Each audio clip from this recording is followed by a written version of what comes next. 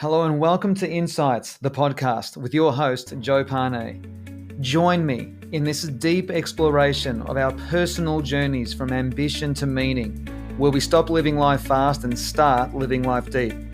This is a journey of waking up and realizing that our lives have never been about us, but about others. True success leaves positive ripple effects on other souls. I believe that success needs to be redefined from our own personal ambitious endeavors to be redefined as the value that we leave and give to others around us. Join me now as we begin this journey to deeper connections, even more fulfillment, some fun, curiosity, life, love, and all good things. Your deeper journey from ambition to meaning starts right now.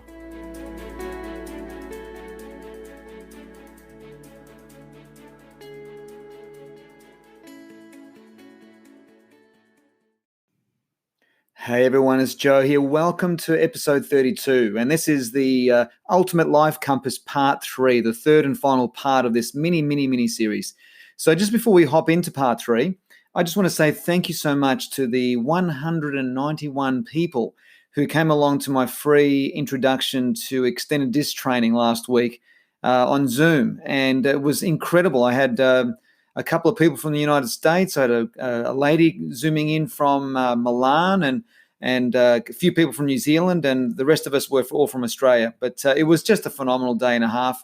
And I thank the many of you who are joining me in the behavioral profiling journey moving forward. But that was just such a fun event. And I trust that you all thoroughly loved it as much as I did. So I'm looking forward to the next one, which I think by memory is on the 4th of August. So I'll be announcing that closer to the time. So here we are, Part 3, the Ultimate Life Compass. And what I want to do here is I just want to keep going on the insights I have on values. And there's some discussion here on values I want to share with you that will complement what we covered in Part 1 and Part 2. And of course, in my emotional fitness framework, I define a value as our emotional compass, and it is the ultimate compass. It's the compass that sits in our soul, that sits in our heart, that's our unconscious mind. It's what guides us. And we know that, as I shared with you in the other two parts, that when we're living in alignment to our values, we're feeling emotionally well, emotionally fit. And when we're out of alignment with our values, when we're betraying our values, we feel all kinds of awful. And that's just simply how it is when it comes to this kind of thing. So, and as I shared with you in those first couple of parts, values don't come from out there, they come from within. So let's have a look at this. I want to share with you now, as we hop into this Part 3 of this conversation, this final part of this 3-part mini-series, is that I want to share with you about how there are fundamentally two groups of values, or what I call two fundamental groups of values. That first type of group is what I call career-driven values, and the second type of values are relationship-driven values.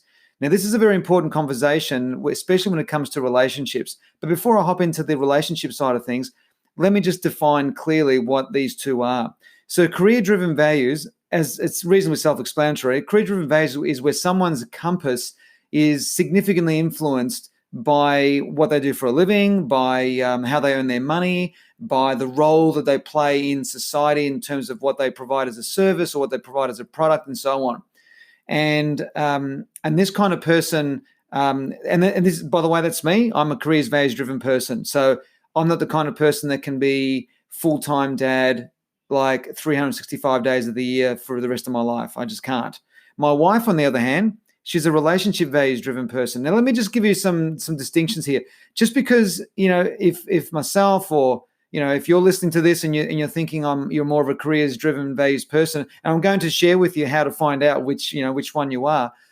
And if you think that you're a careers values driven person, it doesn't mean that you don't value relationships. That's crazy. It's not accurate at all. We all value relationships.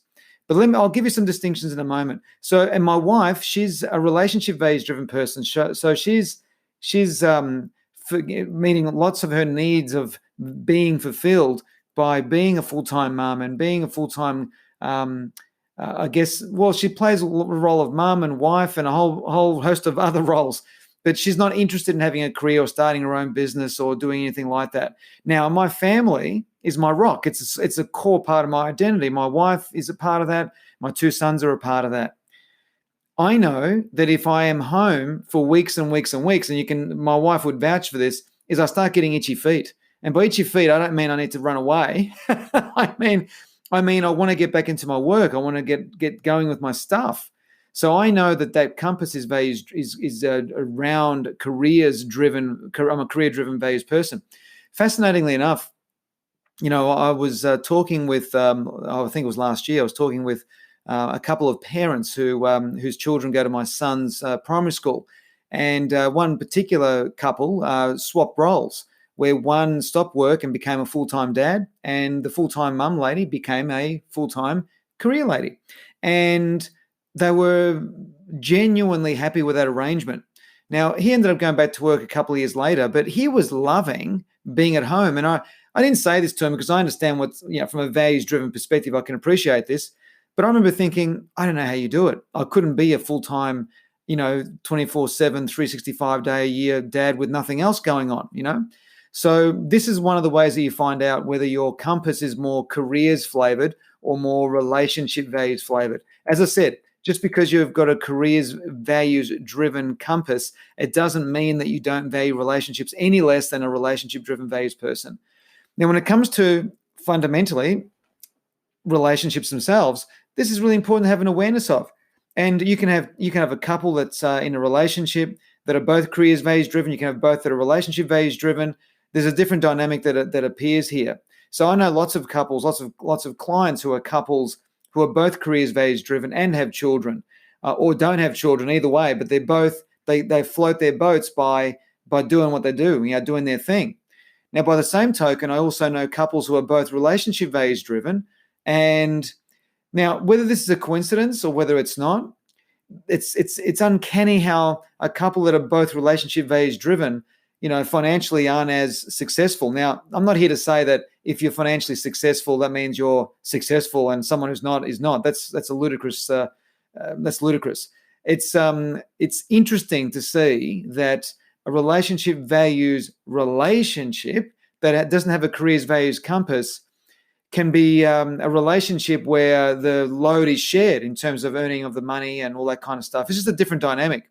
So doesn't mean that the ultimate is where you've got a careers values driven person, going out with or coupled up with a relationship values driven person. No, it's what's important about this conversation is having an awareness of what kind of compass you have and what kind of compass your partner has if you are in a relationship. Because I think it would add a lot of value, a lot of perspective, a lot of clarity in terms of what drives both both those people in that relationship. So I hope that helps. So there are three fundamental areas of values I want to cover in this part 3. That's the first one. So careers values versus relationship values. So I trust that as I'm sharing this with you, you're deeply suspicious that you know what kind of compass that you have, and it's really easy to work out. And that is that if you didn't have your career, how would you feel? And if you would feel great and you'd love to be at home, playing role of dad or mum full time. If you have children, then there's a clue there that you're more relationship values driven person. Phenomenal. And if you're like me, where as much as I love my children and my wife and the role I have as dad, I'm just proud as punch of it. I know that I need my career to complete. I was going to say to complete my identity. Well, it is. It's a part of my psychological identity. When I was with the wonderful people at the EDIS training, I spent a half day talking about the difference between a psychological identity and existential identity. And a lot of us have got many psychological identity roles that we play. And, we can explore that in a more deeper sense, perhaps in another episode. So that first one, careers values versus relationship values driven, I think it's well worth having an awareness. It certainly influences what you focus on and what takes your attention. Alrighty, so the second group is what I call extrinsic values versus intrinsic values. Now, fundamentally, so what does this mean? Extrinsic values means where we're influenced by something outside of us, and intrinsic values are the values that sit within us. Now, a fair question to ask here would be, well, Joe, you were saying that, a value is an emotional compass. It's within us. It's organic. It's something that I shared in the first part of this little mini series, where I said that, our values are to be discovered, not to be written on a list. Absolutely. So here's another way of looking at this. Extrinsic values are junk values. Extrinsic values are junk values. They're not genuine values that belong to you or me. They're values that, it's the things we get told by the media or social media or other, expert commentators that tell us what we should be valuing or what is important in life and all that kind of thing. And when we try to take on values that don't belong to us, that are extrinsically driven, they're ineffective. They're not emotional at all. It's just a concept of something that maybe should matter. But this is where you've got to have faith to follow your own soul, your own emotional compass, your own life compass, your own direction when it comes to your values. I think a life where, you and I are aligned and loyal to what we stand for is a life extremely well lived. I think it's phenomenal. So extrinsic driven values are generally values that get people into trouble, because emotional trouble, that is. These are potential roads to all kinds of emotional health issues, because these values aren't real or genuine to that particular person. Now, the extrinsic value itself, if it's extrinsic to you and me, then it's a junk value to you and me. But what's extrinsic to us could perhaps be intrinsic to somebody else. So I hope that makes sense. So in a lot of the earlier episodes here in Insights, maybe going all the way back to the first 4 or 5 episodes, I spent a fair bit of time talking about the difference between the ambition-driven world, the egocentric, ambition-driven world versus the heart-centric, meaning-driven world. Well, generally speaking, what lies at the core of the ambition-driven world are extrinsic values, where the self-esteem is chased or sorted through other people's opinions, or whether we're winning or losing, whether we're getting the result or not. And of course, this is a guarantee for low self-esteem and lack of self-trust and all kinds of issues that go with that, including a lack of self-love. In the meaning-driven world, the values are more intrinsic. It's where we're more within ourselves, and we're realizing, of course, that our life is not about us, it's about others, and that by taking care of others, we get taken care of along in the ride, that no man or woman is an island. And so forth goes the conversation that I've shared with you in many of the earlier episodes. So the extrinsic-driven values and the intrinsic-driven values, generally speaking, the ambition-driven world is riddled in these externally driven value sets that don't belong to us, versus the intrinsic values because people living in the meaning-driven world are intrinsically directed. In other words, this is where people change geography or career direction or relationship direction, if appropriate, because their values have evolved, and our values continue to evolve. So I trust that makes sense. And the third groupings of values that I want to share with you in this episode are what I call the 3 groups of intrinsic values. So let me just do a little bit of a mini recap here, right? The first group so there's 3 parts to this particular episode. The first part I covered was careers values-driven people versus relationship values-driven people. The second part was extrinsic versus intrinsic. And now I'm sharing with you that there are 3 groups or 3 types of intrinsic-based values. So what you'll find is that when you look deep within to see what really drives you and what really matters, what truly takes your attention, what matters to you most, is that what you'll find is that there are 3 types of intrinsic values. The first type are contribution-based values. In almost anyone that I know who's living in the meaning-driven world, whose identity is defined by their legacy, not by other people's opinions or whether they're winning or losing, that they're following the direction of their soul, they're living the life of their dreams, that they are completely aligned to the latest version of themselves, if that makes sense. You will find that in every person that lives like that, there are a group of values that have a contribution theme about them, So that's the first type of intrinsic value. The second type of intrinsic value are connection-based values. So you're going to find there's going to be values that we utilize in order to open the door to somebody else's soul, somebody else's heart, somebody else's love. So there's connection-based values. And the third type of value, a third type of intrinsic value, are vitality-based values.